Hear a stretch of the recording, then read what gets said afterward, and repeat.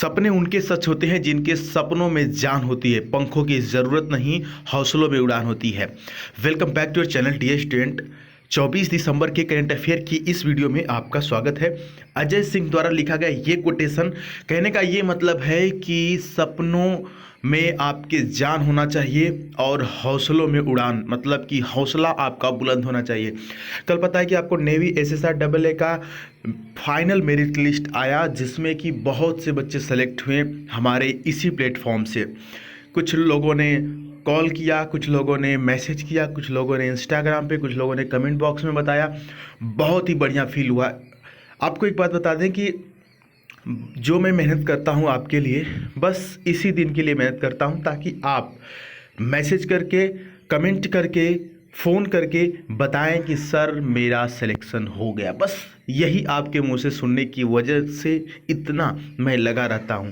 तो ये काफ़ी खुशी का पल था कल हमारे लिए, और उन कैंडिडेट्स के लिए जिनका सिलेक्शन हुआ, उनके लिए अब कल से उनकी नई सोच, नया जीवन, नई दिशा शुरू हो गई है। तो जैसे ही जॉब मिलती है ना, आपकी सोच बदल जाती है और आप एक अलग तरीके से सोचना शुरू करते हैं। तो बहुत ही बढ़िया, आप भी तैयारी करते रहिए, डेफिनेटली आपका भी सिलेक्शन होगा। आइए देखते हैं करंट अफेयर का पहला क्वेश्चन, जो कि आपके सामने आ चुका है कि किस राज्य सरकार ने कुछ शर्तों के साथ राज्य में जल्लीकट्टू कार्यक्रमों के आयोजन की इजाज़त दे दी है। अब देखिए, यहाँ पर इंपॉर्टेंट क्वेश्चन है। चूँकि कोविड-19 चल रहा है, तो जिसकी वजह से अभी इसमें प्रॉब्लम था, तो सरकार ने वहाँ पर क्या किया, इजाज़त दे दिया। कुछ कंडीशन बताया उन्होंने कहा कि देखिए, खेल में 300 खिलाड़ी रहते हैं, तो अब 300 की जगह 150 रहेंगे। जो दर्शक होते हैं, अगर 100% दर्शक की क्षमता है, ठीक है, तो 100% में सिर्फ 50% ही दर्शक वहाँ पर जा सकते हैं। तो ये कुछ शर्तें वहाँ पर लगाई गई। और देखिए, जो खिलाड़ियों की संख्या है वो 300, खिलाड़ियों की संख्या 300, और जो साढ़ दौड़ते हैं तो उनकी संख्या 150। दर्शकों की संख्या सिर्फ 50% होनी चाहिए क्षमता के हिसाब से। लेकिन जो सबसे बड़ी बात है वो ये है कि ये किस राज्य में होता है। ऑप्शन नंबर ए, तमिलनाडु में। ये प्रश्न कई बार आ चुका है कि जल्लीकट्टू किस राज्य में आयोजित किया जाता है, तो तमिलनाडु में। इसको याद रखेंगे, लिख लेंगे, बहुत इंपॉर्टेंट है जल्लीकट्टू। काफ़ी विवादित रहता है और कई बार इस पे क्वेश्चन आ चुका है।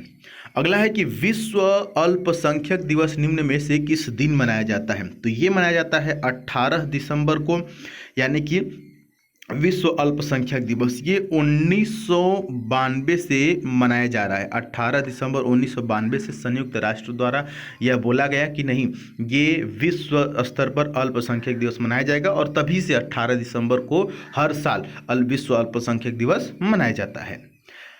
ये बेहतरीन क्वेश्चन आपके सामने। हाइपरसोनिक विंड टनल यानी कि HWT परीक्षण सुविधा प्राप्त करने वाला तीसरा देश निम्न में से कौन सा बन गया है। तो ये बहुत ही प्राउड की बात है, बहुत ही गर्व की बात है कि भारत ऐसा करने वाला तीसरा देश बन गया है। क्योंकि इससे पहले अगर बात करें कि कौन कौन से देश हैं, तो इससे पहले अमेरिका, और दूसरा नंबर पर रूस, और तीसरा नंबर पर भारत ये करने वाला तीसरा देश बन गया है।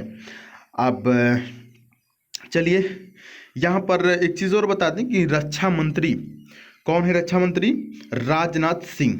जी हाँ, राजनाथ सिंह ने हैदराबाद में हाइपरसोनिक विंड टनल परीक्षण सुविधा का उद्घाटन किया। तो याद रखेंगे, रक्षा मंत्री कौन है, राजनाथ सिंह। आगे बढ़ते हैं। ड्रग कंट्रोल ऑपरेशन पर भारत और किस देश के बीच हाल ही में द्विपक्षीय बैठक आयोजित की गई, तो यहाँ पर ऑप्शन नंबर ए, म्यांमार। ये वो क्वेश्चन है जो छूट गया था जब मैं बीच में करंट अफेयर नहीं दे रहा था, ठीक है। तो मैं आपको पहले बताया था कि धीरे धीरे जो भी इंपॉर्टेंट होगा उसमें से मैं आपको कवर करा दूंगा। तो ये बहुत इंपॉर्टेंट क्वेश्चन लगा हमें कि ड्रग कंट्रोल ऑपरेशन पर भारत और किस देश के बीच हाल ही में द्विपक्षीय बैठक आयोजित की गई, तो म्यांमार, ठीक है। तो चलिए आगे बढ़ते हैं। अगला है कि हाल ही में भारतीय तटरक्षक बल के बेड़े में किस नई स्वदेशी नौका को शामिल किया गया है। बहुत इंपॉर्टेंट क्वेश्चन है, भारतीय तटरक्षक बल। यहाँ पर ऑप्शन नंबर ए हो जाएगा। देखिए, कोस्ट गार्ड की तैयारी करने वाले स्टूडेंट ध्यान से देखेंगे, सवाल को लिखेंगे, ठीक है, बहुत इंपॉर्टेंट है।